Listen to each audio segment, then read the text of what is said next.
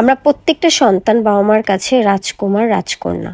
আবার দেখেন, আমরা যদি মা হই আমাদের সন্তানরা তাহলে আমাদের কাছে রাজকুমার রাজকন্যা। ব্যাপারটা কতটা অদ্ভুত, তাই না? হ্যালো এভরিওয়ান, কেমন আছেন সবাই? আশা করি সবাই ভালো আছেন। আমিও ভালো আছি। রাস্তায় এমনিই গরম, তার মধ্যে জ্যাম। ফাইনালি জ্যাম ঠেলতে ঠেলতে চলে আসলাম স্টার সিনেপ্লেক্সের রাজকুমার দেখতে। খুব এক্সাইটমেন্ট কাজ করতেছিল রাজকুমার মুভিটা দেখার জন্য। ফাইনালি এত কষ্টের পর টিকিটটি হাতে পেলাম।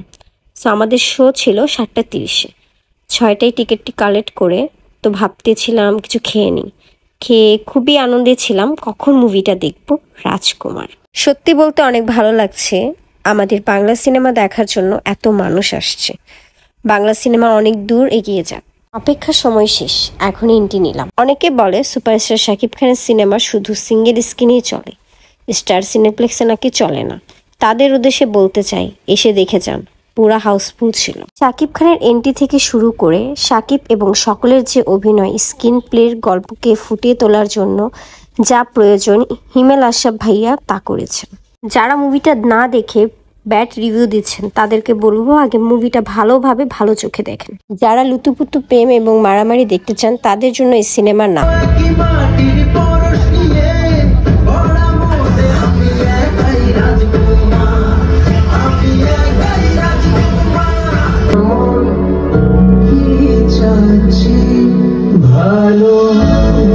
সিনেমাটা পরিবার নিয়ে দেখার মতো।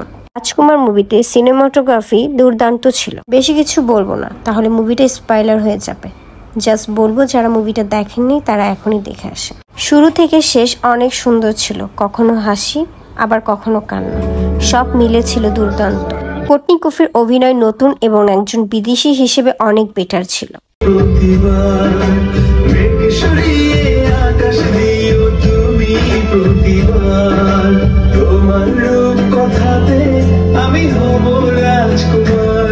রাজকুমার সিনেমার হৃদয়ে দাগ কাটার জন্য যথেষ্ট, তাই ব্লকবাস্টার হওয়ার পথে শাকিব খানের রাজকুমার।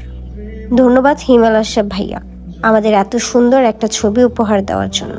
সন্তানের গভীরতম ভালোবাসার গল্প দেখে অবাক সিনেমার প্রেমীরা। হয়ে দেখি অনেক রিপোর্টাররা নিচ্ছে রিভিউ, কিন্তু রিভিউ দেওয়ার মতন ভাষা ছিল না, কারণ মুভিটা এমন ছিল যে দেখার পর আর কোনো ভাষাই খুঁজে পাচ্ছিলাম।